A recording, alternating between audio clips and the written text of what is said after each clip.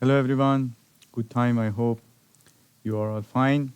Over the last few sessions, we talked about design of reinforced concrete columns. We talked about the analysis procedure for these members, and we looked at the important diagrams that we have for these members, which is called axial force bending moment interaction diagram. In one example, we could draw and plot this diagram based on 5 points, which is the comprehensive method for drawing this diagram. It is also possible to obtain the diagram by 3 points, and I'm going to uh, use that method or draw the diagram based on 3 points in one recitation example. Today, I'm going to solve one example about designing columns, and we are going to see how we can design columns from scratch, and we are going to review all the considerations that we need to have about designing columns. The procedure is very similar to the procedure that we had about designing beams. As you remember, when we were designing beams, at first we used some common proportions to come up with the geometry of the cross section, B and H. And then after that, we decided to put some reinforcement with the purpose of having tensile control section or tension control section. And then after that, we finalized the reinforcement. We determined the spacing, checked the spacing versus the limits that we had from ACI. And then after that, once we make sure that everything is following and satisfying ACI limits, we checked the strength of the final section and tried to understand if it has enough strength to resist the load or not. That was the procedure for designing beams. Very similar procedure is going to be used for designing columns. The only difference that we have over here is just the initial assumption that we have for understanding the geometry of the cross section, and then after that, it is very important to use interaction diagrams for making sure there is enough strength in the section. So let's see how we can design reinforced concrete columns from scratch. As you can see over here in the problem statement, the question is asking us to design a square-shaped tight column cross-section to support the following loading. The ultimate axial load is 450 kips. The ultimate bending moment is equal to 120 kip foot, and then the ultimate shear is equal to 14 kips. F prime C is 4,000 psi and Fy is 60,000 psi. As you can see, maximum aggregate size is also given to us as 1 inch. The column that we are talking about is not exposed to weather or any harsh conditions outside. So based on this, we can determine the amount of cover that we need for the section. This information that we have right here are the initial information that we are going to always have when we want to design columns. As you know, at first we model the building or a structure in a software, and then after applying the loads, we are going to run the model under the loads and see what are the shear forces and bending moments, and basically what are the forces and demands in all the members. So after running the structural analysis, we are going to have these demands or these numbers on each column: the axial load, the bending moment, and shear force. Hopefully there is going to be no torsion. But in most of the cases, axial force, bending moment, and shear force are the common demands that we have on reinforced concrete columns.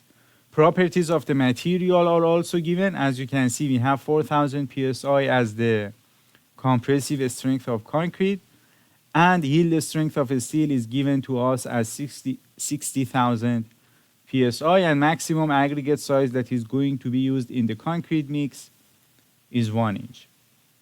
Column is not exposed, I talked about it. So The first step is understanding the geometry of the cross section. As you remember from the presentation file, we said there is an equation for approximately understand the initial area that we need for the cross section. As you can see, these were the equations that we talked about whenever we are using and excuse me, designing tight columns. This equation should be used, and whenever we are designing a spiral columns, this is the equation that we need to use. In our case, in this problem that we are solving right now, the question is asking for designing a square-shaped tight column. So I have to use this equation for understanding the initial area for the column cross section. AG trial, or gross area of the section, should be greater than equal PU over 0.4 F prime C plus Fy rho G. So I'm going to use the same equation, and everything is known over here. PU is this 450 kips. F prime C is given to us as 4,000 psi. Fy is given to us as 60,000 psi, and the other value that we have is rho G, and rho we know is the percentage of reinforcement or steel that we have in the cross section. That is basically equal to AS over BH, right? So rho G is the amount of steel that we have, and right now there is no information about the reinforcement because we are just designing the geometry of the cross section. So we said the economical range for rho G is between 1% to 3%. It is very reasonable to assume that rho G is equal to 2% in the beginning of the design. It is just some value to begin the design with, come up with some cross section, and later we can finalize these values based on the strength and we need. And also some other considerations like the spacing between the reinforcement and the amount of cover that we need. But right now, let's assume rho G is equal to 2%. So returning this value into this equation, all the parameters that we have over here in this equation are known. So simply putting them over here, the initial area that we calculate out of this equation for the cross section is equal to 216 inches squared. So I'm going to use a squared shaped cross section like this. I know the area of the cross section is equal to this much. So we know H multiplied by H is the area. So H squared is equal to 216. And because of that, we can say H is equal to 14.71 inch. Of course, it is not a good value to really design the column section. We have to make it to a round value, and it is better to say column section is equal to 15 by 15, right? So now we know the geometry of the cross section. The cross section, or H, the cross section size, or H, is equal to 15 inches. The other thing that I need to know is the amount of concrete that I have to leave outside the reinforcement or above and below the reinforcement to make sure the reinforcement is being protected from outside conditions, and also to provide a good bond and attachment between concrete and reinforcement. If we look at the tables that we had about cover, as you remember, we had this table for understanding and determining the amount of cover that we need in the cross section. And the column that we have over here in this problem is not exposed to weather or in contact with ground. And that's why I'm going to look at this part of the table, and then we are designing column. So this is the amount of cover that I need to provide for this member, 1.5 inch. So cover is equal to 1.5 inch. And then the thing that I need is the centroid of reinforcement in one side to the centroid of reinforcement to the other side. As you remember, we said there are some normalized and standard interaction diagrams, and those interaction diagrams, as you can see over here, are categorized or are presented based on these values, f prime c, fy, and the other important parameter, which is gamma. And as you can see, this gamma value is based on two distances, or the ratio of two distances. One is the centroid of reinforcement to the other reinforcement, and then the other one is total H. Ratio of these values is equal to gamma. So in the cross section that I have over here, I have to understand this distance, centroid of reinforcement to the other reinforcement, and that will be gamma H. So I know the amount of cover is 1.5, and since I have not designed the reinforcement yet, I'm going to just add 1 inch to it, and say 2.5 inch is the distance from centroid of the reinforcement that I'm going to design in near future to the side of the cross section. So this is equal to 2.5 inch. And based on this assumption, I can say this distance, or gamma H, is equal to H minus 5 inches, right? 2.5 over here, 2.5 over here. So this distance is equal to H minus 5 inches. So gamma H is equal to H, this distance, gamma H is equal to total height minus 2 multiplied by 2.5. This is 2.5. And again, this is just by assuming the distance from centroid of the reinforcement to the side or to the face of the section is equal to 2.5. 1.5 is the cover. I just assumed 1 more inch for the reinforcement. So that distance, or this total distance, is approximated as 2.5. Later we will finalize it. So based on this, we can say gamma H is equal to 10 inches. And now that I know gamma H, I can simply find the value of gamma. Gamma multiplied by H, which is 15, is equal to 10. So gamma is equal to 0.67. I have to look at the interaction diagrams that I prepared before.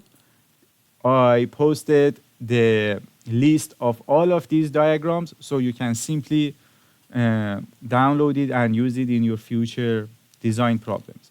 I have to look for a diagram that has f prime c as 4,000, fy as 60,000, and gamma as 0.67.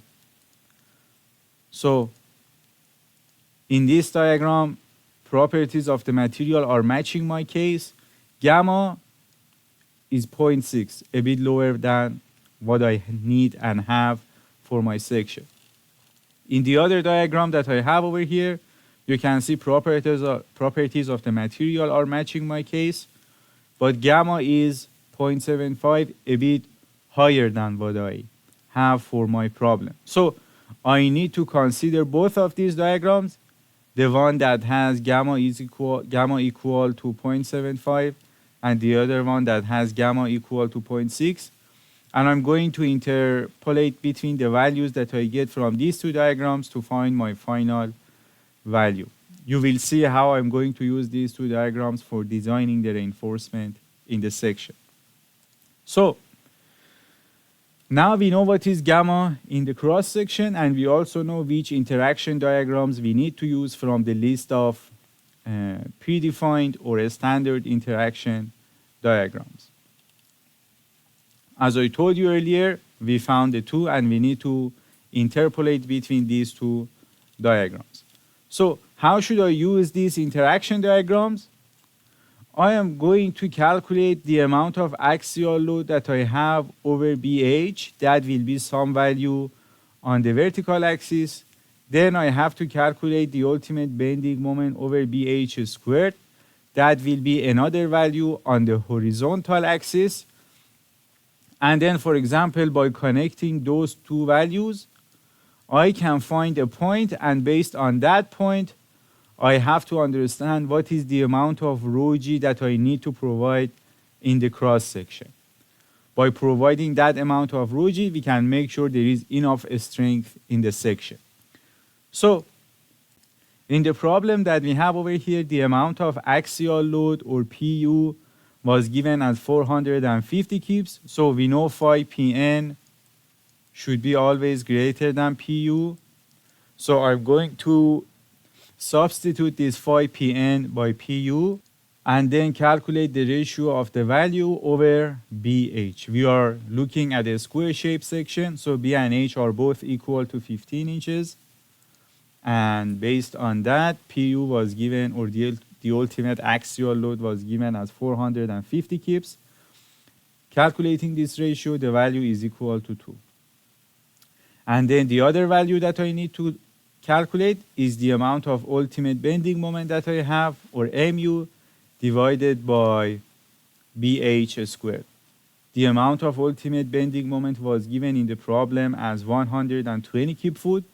So changing that into inches divided by BH squared, these values are in inch. That's why I changed this kip-foot into inch. And once you do that, you can see the final result is equal to 0.43.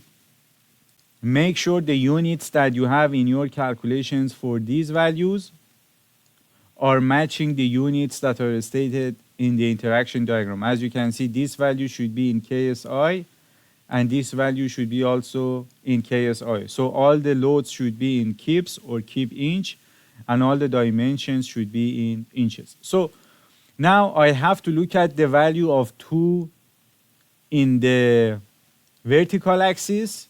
So let me go and look at the interaction diagram. This is for the case of having gamma equal to 0.6. We calculated Pu over BH as 2. So on the horizontal axis, this is the line that I need to consider. I hope you can see the horizontal red line that I'm drawing. So this is the horizontal line, and then on the vertical axis, we found 0.43. So I have to look at the interaction diagram. On the vertical axis, 0.43. Over here we have 0.4, and on this line we have 0.6. So somewhere in the middle we have, I believe each of these values or lines are at 0.04. So this line is 0.44 and this line is 0.48. The value that we are looking is 0.43. So that will be very close to this line over here. So that will be the vertical line to draw in this diagram. Of course, this is the case, or this is the diagram that we have for gamma equal to 0.6.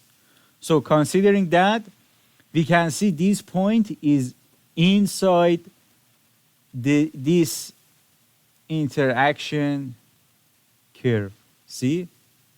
This is inside this curve that we have over here. And this curve is representing rho g equal to 0.04, right? For each curve, the value of rho g is presented below it. So we are looking at this curve, and I picked this curve because this point is below this one. Excuse me. And for this one, rho g is equal to 4% or 0.04. As you can see, the point that we are looking at, or the point that is representing the amount of loading in our column section, is between this curve and the curve below it, or this one,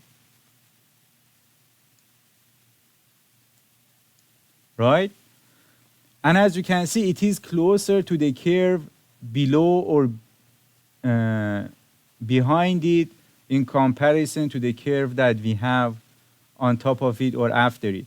So the rho g that I have to pick for my cross section is some value between 0.03 or 3% and 4%, because the two curves that we have over here are giving us the boundary for rho g in the loading that we have. The point representing the loading in our case is very close to the 3%. So rho g that I need to have is some value between 3% and 4%. Based on just looking at the situation and considering how close it is to the 3% or 0.03, I'm going to say, based on this diagram, rho g is equal to 0.032 in the cross section that we have for our problem. So as you can see, we looked at the diagram with gamma equal to 0.6, and for that one, I said rho g is equal to 0.032. Of course, that was just one diagram. We said the column that we have over here has gamma equal to 0.65, which was between 0.6 and 0.7. And now I'm going to look at the other diagram, which had gamma equal to 0.75, right? And then for gamma equal to 0.75, I have to follow the same procedure and find the value of rho g.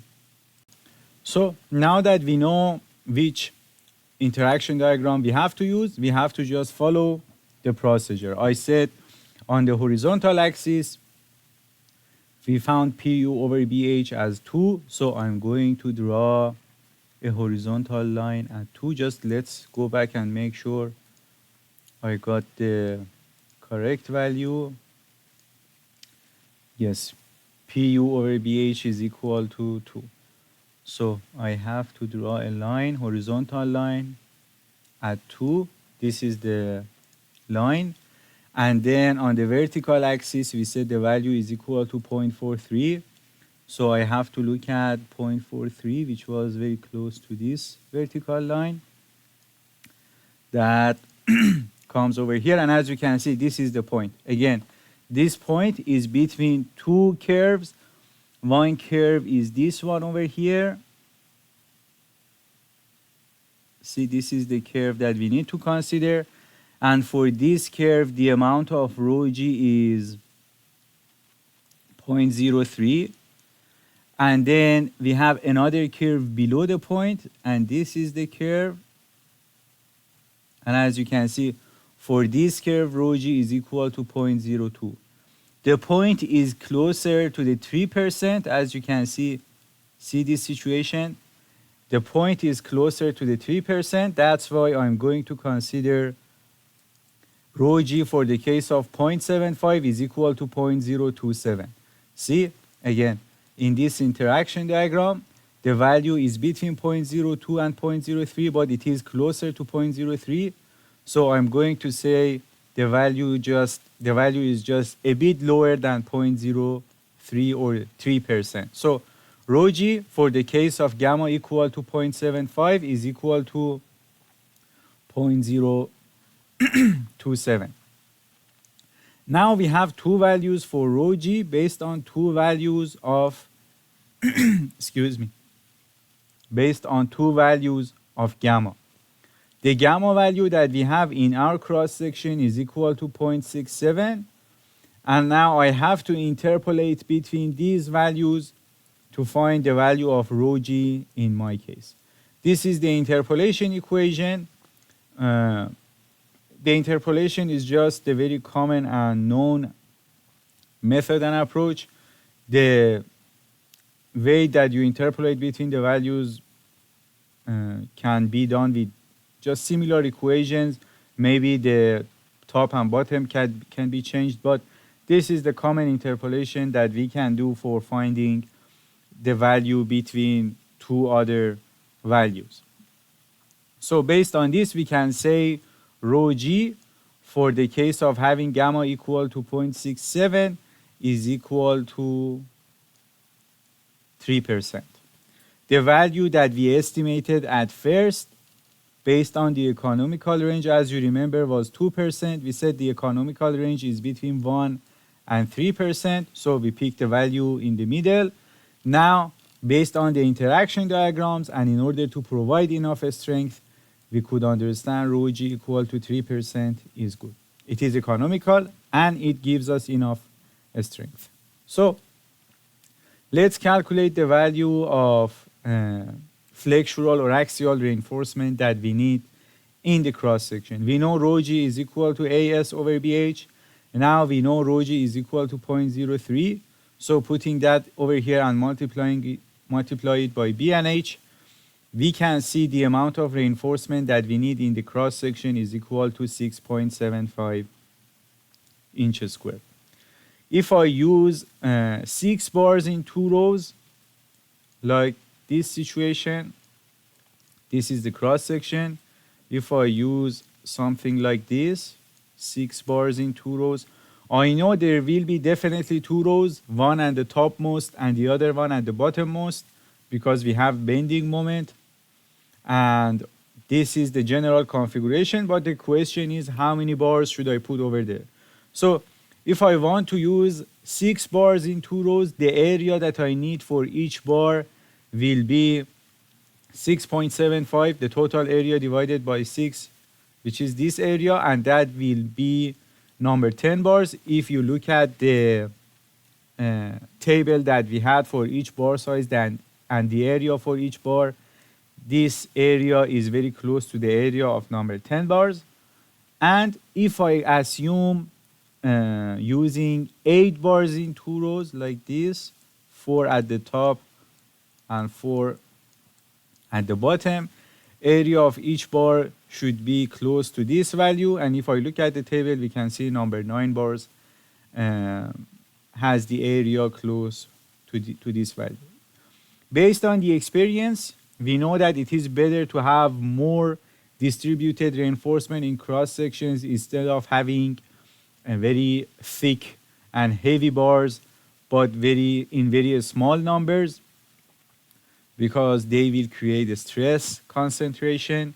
By having more bars, we are distributing the load more and in more uniform form in the cross section. So it is better to have more bars, and that's why I'm going to pick 8 number 9 bars. Now I have to make sure there is enough spacing between these bars. So let's see what is the amount of cover that we have, and also let's calculate the D value, because we later need it for finding the properties of the section. And let's also check the spacing. Now this distance that we have over here from top of the section to the centroid of the reinforcement is cover plus the tie that we are going to use, and that is going to be number 3 bars, right? As you remember in the discussions that we had when we were designing ties, we said whenever we have number 10 bars and smaller bars, we have to use number 3 for tie. And whenever we have number 11 bars and larger bars, we have to use number 4. So over here we have number 9 bars and we have to use number 3 ties. So based on that, the amount of distance that we have over here is 1.5 plus diameter of number 3 plus half of the bar diameter, or number 9 bars diameter. And putting the values over here, you can see this distance is equal to 2.44 inches. Then we can say D, distance from one face to the centroid of bar on the other side, is equal to 12.56 inches. The spacing that we have between the bars should be greater than this value, because this is the minimum spacing limit that we have.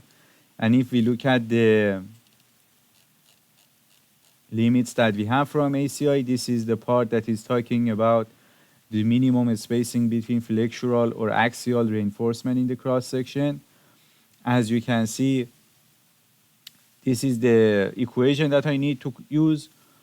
4/3 multiplied by diameter of the aggregate, 1.5 multiplied by diameter of the bar, and 1.5 inches.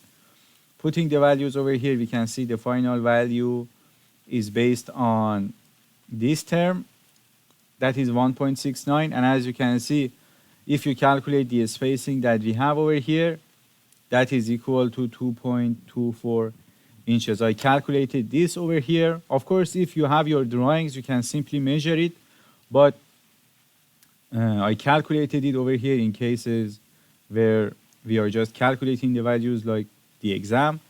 So the spacing will be total side, or this distance 15 inches minus two distances that we have over here from face of the section to the centroid of reinforcement. We calculated that before. That is 2.44. Excuse me. And then we have these two bars over here, two diameter of the number 9 bars. And we also have half of this number 9 bar over here and half of this number 9 bar over here. So adding them together, we can see, so the available spacing is equal to 2.24 inches. So this value is greater than the minimum spacing limit, and we can say the spacing between the bars is good. Now we have designed the geometry of the cross section. We have designed the flexural reinforcement, and we have to now design the transverse reinforcement, or these ties that we have over here. I know these are going to be number 3 bars, and this is the configuration of the tie. The only thing that I need to determine right now is the spacing between the ties. So I know there is some shear load on the cross section. That shear was equal to 14 kips. So for this amount of shear, we need to have enough strength. The first thing that I need to do is to calculate the strength, or the shear strength of the section, or VC. As you remember, we said if the amount of shear load, or VU, is smaller than phi VC over 2, there is no shear reinforcement. If this value is between phi VC, let me write better over here. If the value of applied shear is greater than phi VC over 2, but smaller than phi VC, we need to provide minimum shear reinforcement. And if the value of VU is greater than phi VC, we need to design the stirrups. So at first, I have to calculate phi VC in the cross section that I have, and see if the value of VU, or the applied shear load, is smaller than this or smaller than half of it, or compare the values and see what is the situation. So for the shear force that we have, you know, we had different equations, and this was the equation for the case of having AV smaller than AV mean. Because I have not designed the stirrups, or I'm sorry, the ties or shear reinforcement yet, I don't know what is the spacing. So conservatively, I'm going to assume there is no shear reinforcement. So AV is smaller than AV mean. And this is the equation that I need to use based on the code. Lambda S is equal to the size factor, or the size of the cross section. We know for finding this, we have to solve this equation, or use this equation for finding lambda S. 2 divided by 1 plus d over 10, and then the square root of this value. D was equal to 12.56. Calculating this, we can see the value is equal to 0.94. And if you look at the code and the presentation that we had for shear strength, you can see lambda S should be smaller than 1. This value is smaller than 1, and we can say it is good. If the lambda S that you calculate ended up being greater than 1, then you have to just pick 1 as lambda S. Lambda is the factor for aggregate. You are using normal aggregates, so lambda is always equal to 1. Rho W is the reinforcement that we have. Calculating this, we have 8 number 9 bars. Area of each number 9, let's make sure, yes. Area of each number 9 is equal to 1. So this rho W is equal to 0.35. And then that is the value that goes over here. F prime C is given to us as 4,000 psi. And now we have this term. As you remember, when we were finding the shear strength of beams, this term was always equal to 0 because there was no axial load in the beams. For the case of columns, as you remember, I said we have axial load. So now we are finding the shear strength of a column section, and the axial load is equal to 450 kips, and it is compression. That's why I'm going to consider it as a positive value, and the value is equal to 450 kips. Make sure the value is in pounds because everything else in this equation is in pound and inch. And then just putting all the other parameters and values that we have inside this value, we can see the final value for VC is about 62,900, or let's say 63 kips.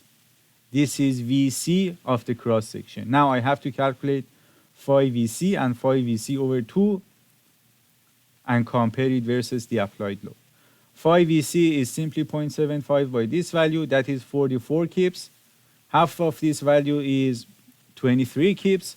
And as you can see, the applied load, VU, was equal to 14 kips, and that is smaller than phi VC over 2, which means the section is just strong enough without any shear reinforcement.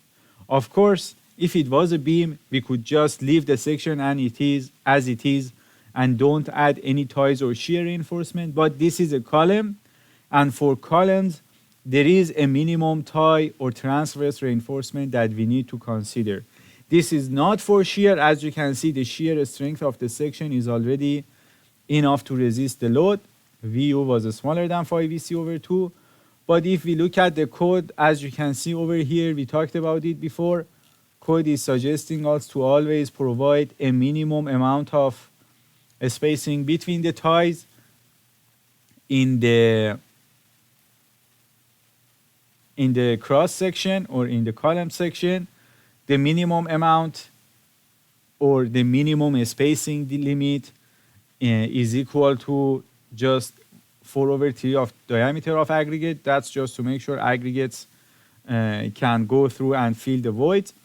The maximum spacing limit, which means we have to always have that spacing between the ties regardless of the shear, is equal to this term over here. 6 multiplied by diameter of the bar and 48 multiplied by diameter of the tie. And we have to consider minimum of these values. I calculated that over here, and as you can see, that value is shown and calculated over here. So that is based on the limit for ties in ACI for columns. And as you can see, that value is equal to 18 inches. So we are going to consider number 3 bars at 18 inches, and that is the ties that we have in the cross section. There is a final thing that I need to consider, and that is arrangement of the ties. As you remember, we said ties should follow a certain arrangement rule. We talked about it over here. We said the clear distance that we have between unsupported reinforcement and supported reinforcement like this. These corner reinforcement are considered as supported reinforcement, and the ones that are located in the middle are unsupported. The distance that we have from these should be smaller than 6 inches. If it is greater than 6 inches, then I need to provide cross tie or additional ties in the section.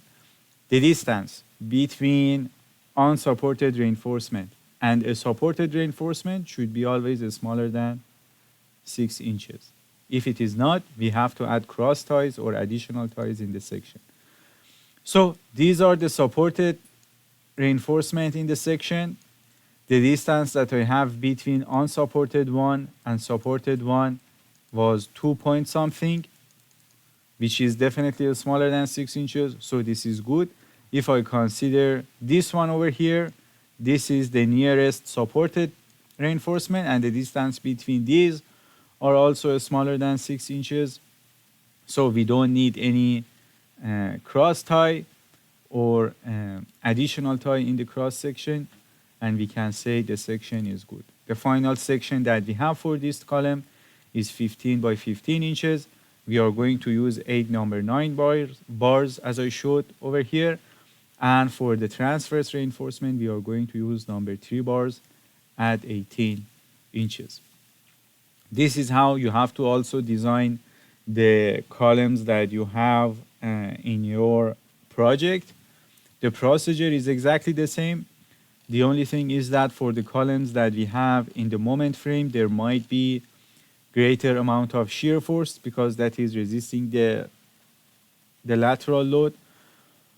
But this is the procedure for designing columns. If you have any question, just let me know, and make sure you repeat this example at home because you need it for solving the homework problem and also the project assignment. If you have any questions, just let me know and we can definitely discuss it over here in email or through WebEx meeting. Thank you.